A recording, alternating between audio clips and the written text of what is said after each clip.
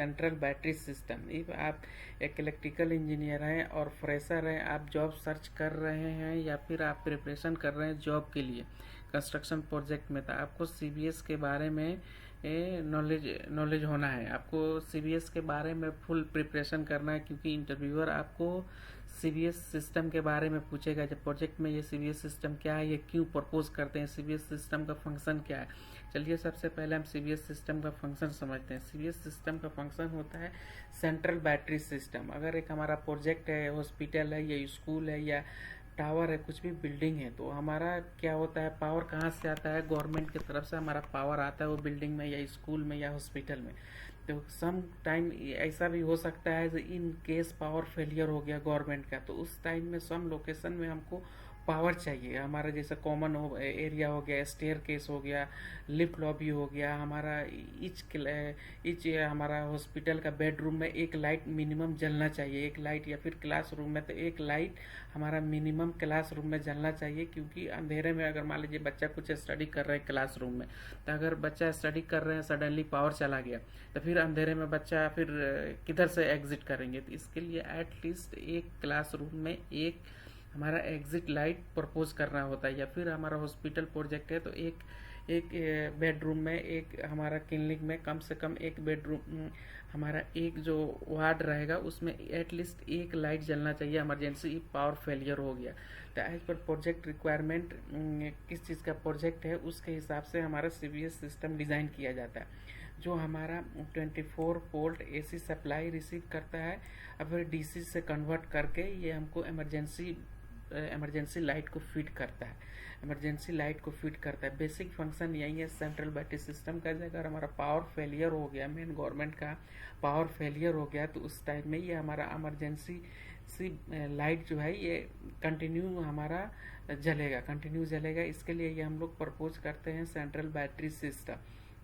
ये AC to DC है। तो देखिए यहाँ पे सबसे पहले हम लोग सेंट्रल बैटरी सिस्टम के ये सर्किट नंबर 1 पकड़ते हैं। देखिए हमारा सेंट्रल बैटरी सिस्टम हम लोग प्रपोज किए, ये एटलीस्ट 3 आवर ये बैकअप होना चाहिए। ऐसा हम लोग सीबीएस सिस्टम प्रपोज करेंगे जो पावर चला जाने, मतलब पावर चला गया, गवर्नमेंट का पावर चला गया, तो हमारा एटलीस्ट 3 आवर्स बैकअप रहे, एटलीस्ट 3 आवर्स कंटिन्यू हमारा बैटरी से बैकअप चलता रहे। जो ये लाइट हम प्रपोज किए हैं एक सर्किट में, ये कंटिन्यू हमको कितना 3 आवर्स तक कंटिन्यू हमारा जलते रहना चाहिए, कंटिन्यू 3 आवर्स। इसका लक्स मिनिमम होना चाहिए 10.5 लक्स होना चाहिए। 10.5 दूसरा वीडियो में हम लोग सीखेंगे जो लक्स क्या होता है, लेकिन इसका मिनिमम लक्स होना चाहिए 10.5। जो देखने का जो रोशनी होता है, जो इल्यूमिनेशन होता है, उसको लक्स बोलते हैं, जो दूसरा वीडियो में हम लोग डिस्कस करेंगे। देखिए सीबीएस सिस्टम हो गया, एक बहुत बड़ा पैनल रहेगा सीबीएस सिस्टम। जो हमारा सप्लाई कहाँ से आएगा, बैटरी से आएगा, बैटरी से आएगा सप्लाई। तो यहाँ पे इनसाइड अरेंजमेंट पूरा रहेगा। उसके बाद से हम लोग यहाँ से एक नॉर्मल सर्किट कनेक्ट करेंगे इमरजेंसी का। यहाँ पे एक सबसे इम्पोर्टेंट बात, यहाँ पे एक लाइटिंग सप्लाई एक मॉड्यूल लगा रहेगा जो रिले बेस रहेगा। रिले बेस रहेगा, ये सर्किट के फर्स्ट में रहेगा। फर्स्ट कनेक्टेड किस में रहेगा, ये एक मॉड्यूल रहेगा। हमारा जो मॉड्यूल का डिज़ाइन ऐसा रहेगा जिसमें रिले रहेगा, जो नॉर्मल पावर से भी सप्लाई इसमें आएगा, जो इंडिकेशन के लिए ये इंडिकेशन सिग्नल आता रहेगा जो हमारा नॉर्मल पावर सप्लाई अभी अवेलेबल है डीबी में, डिस्ट्रीब्यूशन बोर्ड में अभी हमारा नॉर्मल पावर सप्लाई अवेलेबल है। इसको एक्टिवेट नहीं करना, इसको एक्टिवेट नहीं करना है। इसके लिए इसमें नॉर्मल पावर सप्लाई से इसमें सिग्नल आता रहेगा जो अभी हमारा पावर अवेलेबल है बिल्डिंग में।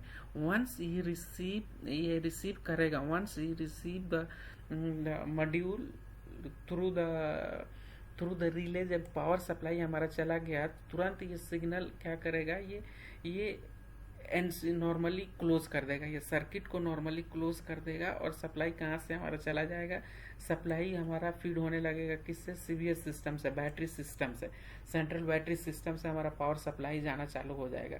इन केस हमारा नॉर्मल पावर अभी सप्लाई है तो हमारा नॉर्मली ये ओपन किया रहेगा, NONC रहेगा, नॉर्मली हमारा ओपन, ये सर्किट नॉर्मली ओपन रहेगा। जैसे ही ये सेंस करेगा जब हमारा बिल्डिंग का पावर चला गया, जिस डीबी से ये फीड हो रहा था सर्किट, ये डीबी में पावर नहीं है, तो ये क्या करेगा, नॉर्मली क्लोज करके ये सिग्नल भेज देगा सीबीएस को। और सीबीएस ये क्लोज सर्किट बन के ये हमारा एक सर्किट में हमारा ये इतना लाइट कनेक्ट है, ये चालू हो जाएगा। जैसे हमारा E1 मतलब इमरजेंसी लाइट, ये E7, ये E1 मतलब एग्जिट इमरजेंसी लाइट, ये E7 हो गया हमारा। एक रूम में है, ये IDF रूम है, ये दूसरा रूम में चला जाएगा, फिर ये टॉयलेट में चला जाएगा। ऐसे हमारा ये फिट करेगा एक सर्किट में अप टू यहाँ तक। देखिए, फिर दूसरा मान लीजिए ये दूसरा फ्लोर में आएगा। दूसरा फ्लोर में मान लीजिए हमारा दूसरा फ्लोर के लिए दूसरा टीवी से इसमें पावर सप्लाई आएगा, नॉर्मल पावर सप्लाई जो हमारा गवर्नमेंट से आ रहा है। इसमें सप्लाई हम किसमें कंट्रोलर में लेके सिग्नल के लिए इसमें कनेक्ट कर देंगे, थ्रू हमारा रिले इसमें फंक्शन रहेगा। अगर हमारा नॉर्मल पावर सप्लाई कंटिन्यू आ रहा है तो ये सर्किट हमारा ओपन है, ये एक्टिवेट नहीं है, ये हमारा इमरजेंसी लाइट एक्टिवेट नहीं है।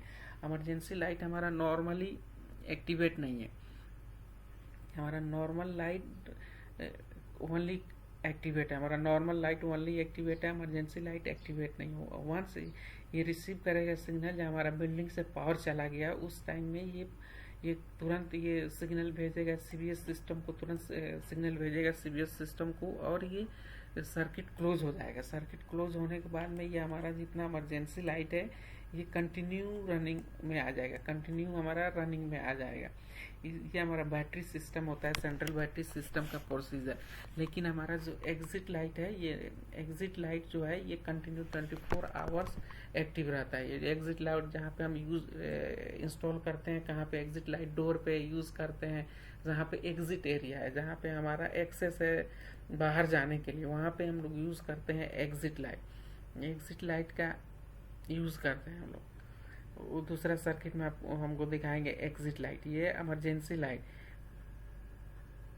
ये इमरजेंसी लाइट ही सही। थर्ड फ्लोर में हमका सेम है, थर्ड फ्लोर में भी सर्किट सेम डिस्ट्रीब्यूट होगा, सेम सर्किट डिस्ट्रीब्यूट होगा। हम वायर लेंगे, हमारा वायर आएगा न्यूट्रल फेज आके सीधे हमारा किस में जाएगा, न्यूट्रल फेज आके हमारा मॉड्यूल में कनेक्ट होगा। मॉड्यूल से फिर इसमें दूसरा भी पावर आएगा नॉर्मल टीवी का, वो भी ये मॉड्यूल में कनेक्ट होगा। उसके बाद से हमारा फर्स्ट लाइट से कंटिन्यू 18 लाइट तक कनेक्ट हो जाएगा। 18 लाइट ऑल मिनिमम हमारा मैक्सिमम 18 लाइट हम लोग कनेक्ट कर सकते हैं। 1 2 3 4 5 6 7 8 9 10 11 12 13 14 16 17 मैक्सिमम 18 लाइट हम लोग कनेक्ट करते हैं वन सर्किट में, डिपेंड अपॉन द लोड।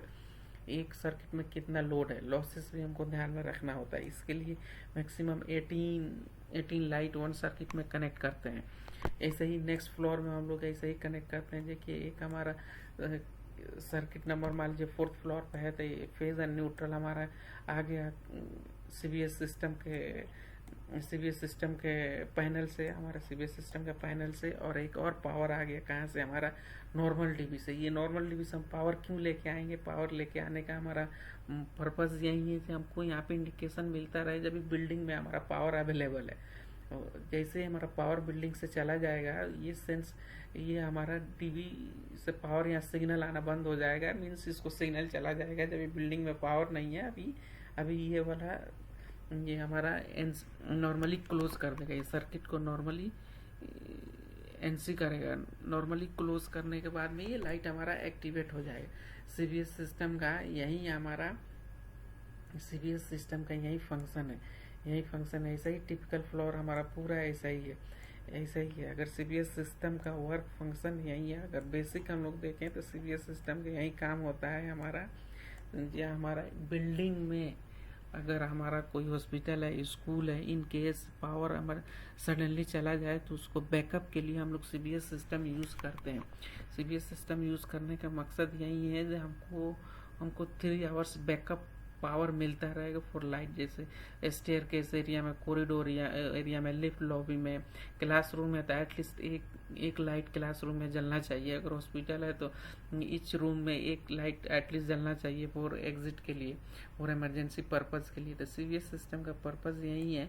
अगर आपको कुछ डाउट है तो आप कमेंट करके पूछ सकते हैं। अगर यही है CBS सिस्टम का मेन पर्पज़। सीबीएस सिस्टम के लिए अगर आप एक इलेक्ट्रिकल इंजीनियर हैं, जॉब ढूंढ रहे हैं या प्रिपरेशन कर रहे हैं जॉब के लिए, तो इंटरव्यूअर आपको पूछेगा इसके बारे में, सीबीएस के बारे में। तो आपको पहले से इसको स्टडी करके जाना है, क्योंकि 100% आपको सीबीएस के बारे में इंटरव्यूअर पूछेगा। तो आपको रेडी होके जाना है, आपको बताना है सीबीएस कैसे काम करता है, उसका क्या पर्पज है, सीबीएस सिस्टम को प्रपोज करने के क्या क्या रीज़न है। तो ये आपको एक्सप्लेन करना है। तो ये इजीली आपको ये देख के समझ में आ गया होगा कि कैसे ये फंक्शन है, कैसे काम करता है।